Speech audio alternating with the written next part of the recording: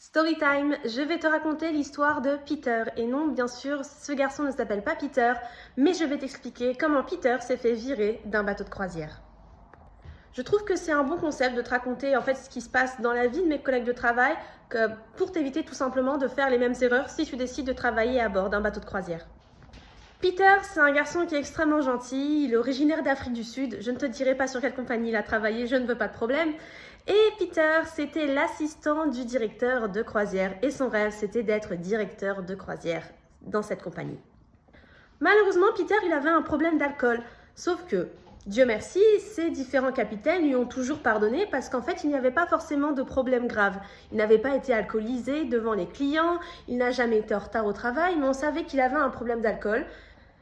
Mais un jour, à 4 h du matin, il y a un feu qui se déclare au club enfant. Donc moi, j'étais en train de dormir et j'étais pas en charge en fait de l'évacuation puisque j'étais simplement animatrice. Et ce qui s'est passé, c'est que Peter, lui, étant assistant du directeur de croisière, il était en charge de l'évacuation du club enfant. Alors même si à 4 h du matin, il n'y a personne au club enfant, il devait quand même se pointer au club enfant. Sauf qu'il ne l'a pas fait. Pourquoi? Parce qu'en fait, le soir même, et j'étais là, on est parti au crew bar et on a fait la fête. Bon, moi, je suis pas restée toute la soirée, j'étais fatiguée et je commençais tôt le lendemain. Sauf que lui, il est resté. Il a fait tournée générale, il s'est tellement bourré la gueule qu'il s'est effondré au sol de sa chambre. Même pas sur le lit, au sol. Un des officiers a essayé de l'appeler en mode « Mais pourquoi t'es pas là alors que t'es en charge de l'évacuation ?» Il s'est inquiété, il est descendu et il faut savoir qu'en fait, les officiers peuvent avoir accès à un passe-partout. Donc en fait, ils ouvrent ta chambre automatiquement si jamais il y a un problème. Et c'est ce qu'a fait cet officier. Et quand il a ouvert la porte, il a découvert que Peter était fracassé. Tout simplement, il était au sol complètement bourré. Ils ont réussi à le réveiller, lui ont fait passer un test d'alcoolémie, il a explosé les scores et le lendemain, on a eu ce qu'on appelle le réveil à 6 h du matin.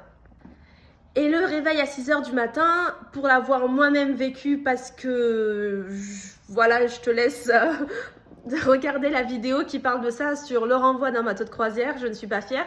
Mais pour te dire, quand tu as le réveil à 6 h du matin, c'est pas bon pour toi. Et effectivement, c'était pas bon pour lui parce que Peter s'est fait renvoyer non pas de la compagnie, mais de tout le holding en fait. Je t'explique. Quand tu te fais virer d'un bateau de croisière, tu ne te fais pas virer que de la marque, tu te fais virer de tout le groupe. On prend par exemple Carnival Corporation. Dans Carnival, il y a la marque P&O, il y a la marque Holland America, il y a la marque AIDA par exemple. Si je fais une bêtise chez AIDA, une grosse bêtise, je suis virée de tout le groupe. Autrement dit, je suis aussi virée de Holland America, de Carnival, de P&O. Et c'est ce qui s'est passé avec Peter. Pourquoi je te raconte cette histoire? Je te raconte cette histoire parce que la quasi-totalité des renvois sur un bateau de croisière sont liés à l'alcool. Voilà, c'était l'histoire de Peter. Évite de boire. Prends que de l'eau comme moi, c'est très très bien.